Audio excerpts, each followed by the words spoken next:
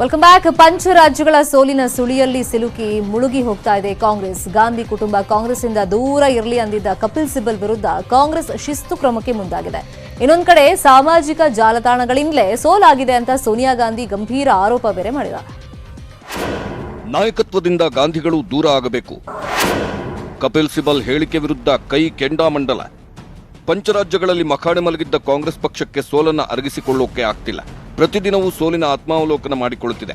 ಮೊನ್ನೆ ಕಾಂಗ್ರೆಸ್ ಕಾರ್ಯಕಾರಿಣಿ ನಿನ್ನೆ ಗ್ರೂಪ್ 23 ನಾಯಕರ ಸಭೆ ನಡೆಸಿತ್ತು. ಆಮೇಲೆ ಪಂಚರಾಜ್ಯಗಳ ಕಾಂಗ್ರೆಸ್ ಅಧ್ಯಕ್ಷರ ರಾಜೀನಾಮೆಯನ್ನು ಪಡೆದಿದ್ರು. ಇದರ ಮಧ್ಯೆ ಕಪಿಲ್ ಸಿಬಲ್ ಸೋನಿಯಾ, ರಾಹುಲ್ ಗಾಂಧಿ, ಪ್ರಿಯಾಂಕಾ ಹೆಸರು ಹೇಳದೆ ಪಕ್ಷದ ನಾಯಕತ್ವದಿಂದ ಗಾಂಧಿಗಳು ದೂರವಾಗಬೇಕು, ಬೇರೆ ನಾಯಕರ ಕೈಗೆ ಪಕ್ಷದ ನಾಯಕತ್ವ ಕೊಡಬೇಕು ಅಂದಿದ್ರು. ಈಗ ಕಪಿಲ್ ಸಿಬಲ್ ವಿರುದ್ಧವೇ ಶಿಸ್ತು ಕ್ರಮಕ್ಕೆ ಕಾಂಗ್ರೆಸ್ ತಯಾರಿ ನಡೆಸುತ್ತಿದೆ. ಇದಕ್ಕೆ ಪುಷ್ಟಿ ಕೊಟ್ಟಿದ್ದು ಮಲ್ಲಿಕಾರ್ಜುನ್ ಖರ್ಗೆ ಕೊಟ್ಟ ಹೇಳಿಕೆ. अरे ग्राउंड लेवल पे आज वर्कर क्या चाहता है? सोनिया गांधी जी, राहुल गांधी जी ये मजबूत हो, ये मोदी के खिलाफ लड़ रहे हैं. ये लोग कौन लड़ रहे हैं? ये क्या है? ये लोग फील्ड में जाके, जिले में जाके, तालुके में जाके, विलेज में जाके कभी काम नहीं करे. इनको क्या मालूम? पार्टी को कमजोर करने की कोशिश कर रहे हैं. उनके ऊपर डिसिप्लिनरी एक्शन लेना चाहिए. ಕಾಂಗ್ರೆಸ್ ಸೋಲಿಗೆ ಸಾಮಾಜಿಕ ಮಾಧ್ಯಮಗಳು ಕಾರಣನ? ಸಾಮಾಜಿಕ ಮಾಧ್ಯಮಗಳಿಗೆ ಕಡಿವಾಣ ಹಾಕಲು ಸೋನಿಯಾ ಗಾಂಧಿ. ಕಾಂಗ್ರೆಸ್ನ ನಾಯಕರ ನಡುವೆಯೇ ಟಾಕ್ ವಾರ್ ನಡೆಯುತ್ತಿದ್ರೆ ಇತ್ತ ಲೋಕಸಭೆಯಲ್ಲಿ ಸೋನಿಯಾ ಗಾಂಧಿ ಸಾಮಾಜಿಕ ಮಾಧ್ಯಮ ದುರ್ಬಳಕೆ ಆಗ್ತಿದೆ ಅಂತ ಕಿಡಿಕಾರಿದ್ರು. ಪ್ರಜಾಪ್ರಭುತ್ವದ ದುರ್ಬಳಕೆಗಾಗಿ ಸಾಮಾಜಿಕ ಮಾಧ್ಯಮವನ್ನ ಹ್ಯಾಕ್ ಮಾಡಿದ್ದಾರೆ, ರಾಜಕೀಯ ನಿರೂಪಣೆಯನ್ನ ಸಾಮಾಜಿಕ ಮಾಧ್ಯಮ ರೂಪಿಸುತ್ತಿವೆ ಅಂತ ಬಿಜೆಪಿ ಹೆಸರೆಳೆದೇ ಆಕ್ರೋಶ ಹೊರಹಾಕಿದ್ರು. The rising danger of social media being abused to hack our democracy.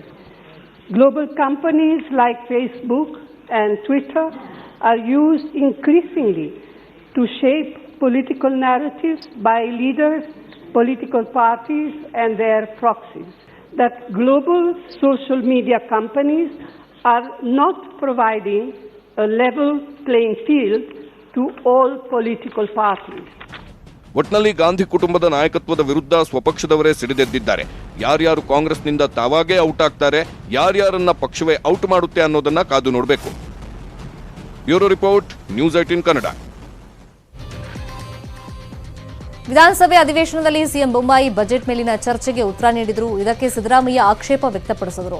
ಸುಳ್ಳು ಮಾಹಿತಿ ನೀಡಬೇಡಿ ಅಂತ ಗುಡುಗಿದ್ರು. ಸದನದ ಬಾವಿಗಿಳಿದು ಪ್ರತಿಭಟನೆ ಮಾಡಿದ್ರು. ಇದರ ಮಧ್ಯೆ ವಸತಿ ಫಲಾನುಭವಿಗಳ ಆದಾಯ ಮಿತಿ ಏರಿಕೆ ಮಾಡಿದ್ದನ್ನ ಸಿಎಂ ಸದನದಲ್ಲಿ ಉತ್ತರಿಸಿದ್ರು. ಅಲ್ಲ, ಆದ್ರೆ ನಿಮ್ಮ ವಲಯವಾರು ನೀವು ಹಂಚಿಕೆ ಅದು ಎಷ್ಟು ಜಾಸ್ತಿ ಆಗ್ತದಪ್ಪ ಅಂತಂದ್ರೆ 3,820 ಕೋಟಿ 31 ಲಕ್ಷ ಜಾಸ್ತಿ ಆಗ್ತದೆ. ಇದಕ್ಕೆ ಎಲ್ಲಿಂದ ತಗೋಬತ್ತೀರಿ? ಈ ದುಡ್ಡು ಎಲ್ಲಿಂದ ತಗೋಬತ್ತೀರಿ? ಮಾನ್ಯ ಸಭಾಧ್ಯಕ್ಷರೇ, ಖಂಡಿತವಾಗೂ ತಮ್ಮ ಹಿಂದಿನ ಬಜೆಟ್ಗಳ ಬಗ್ಗೆ ಚರ್ಚೆ ಮಾಡ್ತಾರೆ. 2013, 14, 15 ಮತ್ತಷ್ಟು ಸುದ್ದಿ ನೋಡೋಣ, ಬ್ರೇಕ್ ಆದ್ಮೇಲೆ.